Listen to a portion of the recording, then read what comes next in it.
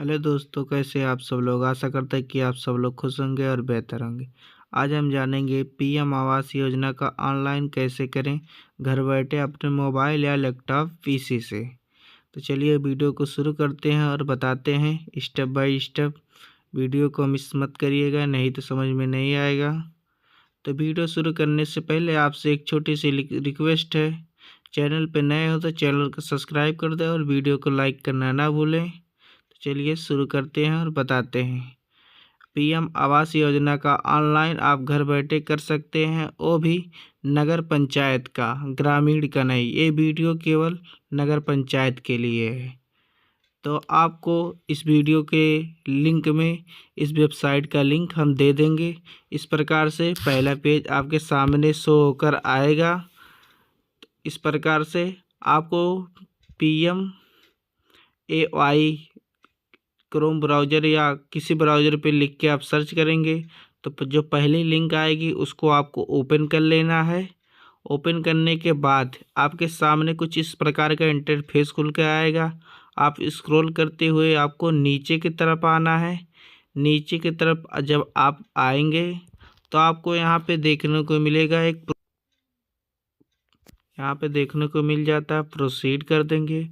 Proceed करने के बाद आपको यहाँ पे अपना स्टेट चूज कर लेना है। स्टेट चूज करने के बाद यहाँ पे अपना आय प्रमाण पत्र में जितने का आप बनवाए हैं 4248 आय प्रमाण पत्र का यहाँ पे इनकम डालना है, जो आय प्रमाण पत्र में आपका हो। यहाँ पे बेनिफिशियरी लैंड वाले ऑप्शन पे आपको क्लिक कर देना है। क्लिक करने के बाद यहाँ पे दोनों ऑप्शन को नो कर देना है। नो करने के बाद एलिजिबिलिटी चेक पे क्लिक कर देना है। क्लिक करने के बाद इस प्रकार से आपके सामने इंटरफेस खुलकर आ जाता है। तो सिंपली आपको यहाँ पे अपना आधार नंबर डालना है और आधार कार्ड में जो नाम होगा वो नाम डालना है। नाम डालने के बाद नीचे आएंगे। नीचे आना है आपको। नीचे इस बॉक्स को टिक करके जनरेट ओटीपी पे क्लिक कर देंगे। जनरेट ओटीपी पे क्लिक करते ही आपसे आधार में जो मोबाइल नंबर फीड होगा उस पर एक ओटीपी भेज दी जाती है, जिसको आपको इसमें डाल देनी है। उसके बाद सबमिट कर देंगे। सबमिट करने के बाद इस प्रकार से थोड़ा प्रोसेसिंग लेगा। प्रोसेसिंग लेता है तो यहाँ पे आपको थोड़ा वेट करना है। उसके बाद इस प्रकार से फॉर्म खुलकर आपके सामने आ जाता है। नाम ऑलरेडी भरा हुआ रहेगा, आधार नंबर दिया रहेगा। आपको यहाँ पे नीचे स्क्रॉल करते हुए थोड़ा आना है। उसके बाद यहाँ पे आपको देखने को मिल जाएगा पैन कार्ड। अगर पैन कार्ड है तो पैन नंबर डाल देंगे, नहीं तो इम्पॉर्टेंट नहीं है। उसके बाद इधर आना है तो इधर में आपको जन्म तिथि जो आधार के अकॉर्डिंग है उसको आपको यहाँ पे डाल देनी है। उसके बाद यहाँ पे मोबाइल नंबर डालने को कहते हैं। यहाँ पे मोबाइल नंबर डाल देनी है। मोबाइल नंबर डालने के बाद यहाँ पे जीमेल आईडी हो तो डाल दीजिए, नहीं तो कोई बात नहीं। फिर आपको यहाँ पे जेंडर चूज कर लेना है। जेंडर चूज करने के बाद यहाँ पे मैरिड स्टेटस चूज कर लेना है। अगर आप शादीशुदा हैं तो मैरिड लिखेंगे, नहीं तो अनमैरिड लिखेंगे यहाँ पे। उसके बाद यहाँ पे सिंगल का ऑप्शन दे दिया है। अगर लड़का होगा, शादी नहीं होगा तो आप उसको भी भर सकते हैं। फिर यहाँ पे फादर्स नेम डालना होता है, आवेदक के पिता का नाम। अगर नहीं है, उनके पिता का आधार नहीं मिल पा रहा तो आपको यहाँ पे लेट डाल देंगे तो आपको आधार नंबर नहीं मांगेगा। यहाँ पे केवल पिताजी का नाम डाल देंगे, उससे फॉर्म फिलअप हो जाएगा। ठीक है। उसके बाद अगर माता जी का भी नहीं मिल रहा है तो आप लेट जब डालेंगे कि वो मरी हुई हैं तो आपको केवल नाम पूछा जाएगा, आधार नंबर यहाँ पे नहीं डालना रहेगा फिर इसमें भी।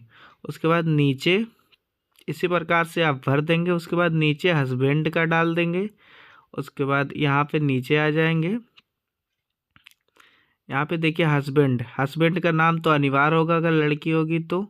अगर लड़का होगा तो नहीं मांगेगा। यहाँ पे माता पिता का ऊपर हो जाएगा। उसके बाद यहाँ पे एक ऑप्शन हाइड कर देगा। उसके बाद यहाँ पे लेबर डाल देनी है। उसके बाद इस प्रकार से आप कास्ट, उसके बाद यहाँ पे हिंदू मुस्लिम होंगे तो उसको चूज कर लेना है। अगर पढ़े होंगे तो यहाँ पे एजुकेशन डाल देंगे। अगर नहीं पढ़ेंगे तो नो एजुकेशन। अगर इसमें से कोई लाभ आपको मिला है तभी यस करिएगा, नहीं तो नो कर दीजिएगा। अगर कोई लाभ मिला होगा तो आपको यस कर देना है, नहीं तो आपको नो कर देना है। अगर मिला होगा तभी आपको यस करना है यहाँ पे, ठीक है। उसके बाद यहाँ पे सेव एंड कंटिन्यू पे क्लिक कर देंगे। क्लिक करने के बाद यहाँ पे इस प्रकार से मैं ओके कर देना है। ओके करने के बाद यहाँ पे कॉलम दिया रहता है। अगर आपके बच्चे भी हैं तो आप इसमें ऐड कर सकते हैं, कोई इम्पॉर्टेंट नहीं है। अगर मतलब ऐड करना चाहते हैं तो ऐड कर दीजिए, नहीं तो कोई बात नहीं है। आपको सेव एंड कंटिन्यू पे क्लिक कर देना है। क्लिक करने के सेव एंड कंटिन्यू पे क्लिक करते ही इस प्रकार से सक्सेसफुली सेव हो जाता है। सेव हो जाने के बाद आपको तीसरा फॉर्म खुलकर इस प्रकार से आएगा। आपका यहाँ पे आय प्रमाण पत्र ऑलरेडी शो होकर आ जाता है, आय कितना भरे थे। उसके बाद आपको यहाँ पे आय प्रमाण पत्र को अपलोड करनी होती है, ठीक है। और आय प्रमाण पत्र आपका यहाँ पे PDF में अपलोड होगा। आप स्कैन कर लेंगे। स्कैन करने के बाद आपको यहाँ पे चूज फाइल पे चले जाना है। चूज फाइल पे जब जाएंगे तो आप वो यहाँ से ओपन कर लें। ओपन करने के बाद इस प्रकार से आएगा तो आपको अपलोड कर देनी है, वो भी आपको PDF में रहने चाहिए। तो इस प्रकार से आपका अपलोड सक्सेसफुली हो जाता है, तो आपको ओके कर देना है। ओके करने के बाद नीचे एक अगर आप डॉक्यूमेंट देखना चाहते हैं तो क्लिक हियर पे आप व्यू पे क्लिक करके देख सकते हैं। आपको यहाँ पे पूछ रहा है कि मतलब कब से रह रहे हैं यहाँ पे, तो आपको जितनी साल शादी को होगा लगभग में आप डाल सकते हो, उससे कोई दिक्कत नहीं है। यहाँ पे मतलब जो घर है उसके नीचे हाउस वाला आपको नो हाउस ही ज़्यादातर देना है। अगर आप हाउस के ओनर हैं तो ओनर में लिख देंगे, तो फिर आपको नीचे एक ऑप्शन में भरना होगा सब, यहाँ पे आपको नो ही भर देना है। अगर यहाँ पे आपको ज़्यादातर लोगों से पूछ के फॉर्म भरेंगे तो भरने में दिक्कत होगी, इस वजह से आप नो ही कर दीजिएगा, ज़्यादातर यही सही रहता है, ठीक है। तो इस प्रकार से आप यहाँ पे फिर भर देंगे। उसके बाद सेव एंड कंटिन्यू पे क्लिक कर सेव एंड कंटिन्यू पे क्लिक करेंगे तो यहाँ पे थोड़ा प्रोसेसिंग लेगा। उसके बाद इस प्रकार से अगला फॉर्म खुलकर आ जाता है। यहाँ पे आपको अपना एड्रेस डालना है, हाउस नंबर, फ्लैट, जल्दी जल्दी आप फिलअप कर लेंगे। फिलअप करने के बाद यहाँ पे फिर नीचे पूछ रहा, तो हम अपने आधार के अकॉर्डिंग जल्दी फिलअप कर लेते हैं। फिलअप करने के बाद जब दूसरे कॉलम में आएंगे आप, तो दूसरे कॉलम में भी आपको फॉर्म को भरना है। यहाँ पे आपको भूमि मतलब मकान कहाँ बनाएंगे उसका डिटेल्स आपको यहाँ पे अच्छे से भर देना है। उसका एड्रेस जहाँ का आपका खतौनी रहेगा। फिलअप करने के बाद आपको यहाँ पे भूमि दस्तावेज अपलोड करना है, जैसे खतौनी हो गया। तो आपको यहाँ पे चूज फाइल पे चले जाना है। उसके बाद यहाँ पे अपलोड कर देना। अपलोड करने के बाद इस प्रकार से आपको मैसेज आता है कि अपलोड सक्सेसफुली।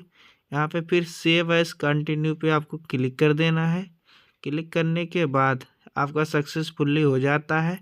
फिर आपको यहाँ पे अकाउंट नंबर डालनी होगी, बैंक खाता, उसके बाद नीचे IFSC कोड डाल के बैंक डिटेल्स पे क्लिक करेंगे। इस प्रकार से IFSC कोड डाल के बैंक डिटेल्स पे जब क्लिक करेंगे तो आपका बैंक शो होकर आ जाता है, कहाँ का है मतलब उसका लोकेशन वो शो होकर आ जाता है। उसके बाद आपको यहाँ पे पढ़ लेनी है। अगर इसमें से कोई लाभ आपको मिला है तो आप यस करेंगे। यस करने के बाद जैसे आयुष्मान भारत वाला लाभ मिला है तो आप उस पर टिक करेंगे। अगर प्रधानमंत्री उज्ज्वला योजना का मिला है तो आप उस पर टिक कर देंगे। अगर नहीं मिला है तो नो कर देंगे। नो करने के बाद इस दोनों बॉक्स को आपको टिक कर देनी है। यहाँ पे देखिए इस प्रकार से टिक करने के बाद मैसेज आता है। तो इस प्रकार से मैसेज आएगा तो आपको ऊपर से इस मैसेज फॉर्म को भी आपको टिक कर देना है। टिक करने के बाद फाइनल सबमिशन पे आपको क्लिक कर देना है। क्लिक करने के बाद आपके सामने एक प्रिंट का ऑप्शन आ जाएगा। फिर आपको प्रिंट करके दे देनी है जिसका भी आप ऑनलाइन कर रहे हैं। इसके साथ आपको आधार कार्ड, बैंक पासबुक, माता पिता का आधार, उसके बाद खतौनी, आय प्रमाण पत्र, इन सभी का फोटोकॉपी करके आपको अपने नगर पंचायत पे ले जाकर जमा कर देनी है। उसके बाद दो इसका प्रोसेस होता है 1 से 1.5 महीने। उसके बाद आपका लिस्ट में नाम आ जाएगा। नाम आ जाता है फिर आपके घर लेखपाल जी आएंगे विजिट करने, मतलब कहाँ मकान बनाना है। उसके बाद आपका आवास पास हो जाता है। इस प्रकार से आप फॉर्म सबमिट कर सकते हैं। फिर मिलते हैं अगली वीडियो में। धन्यवाद।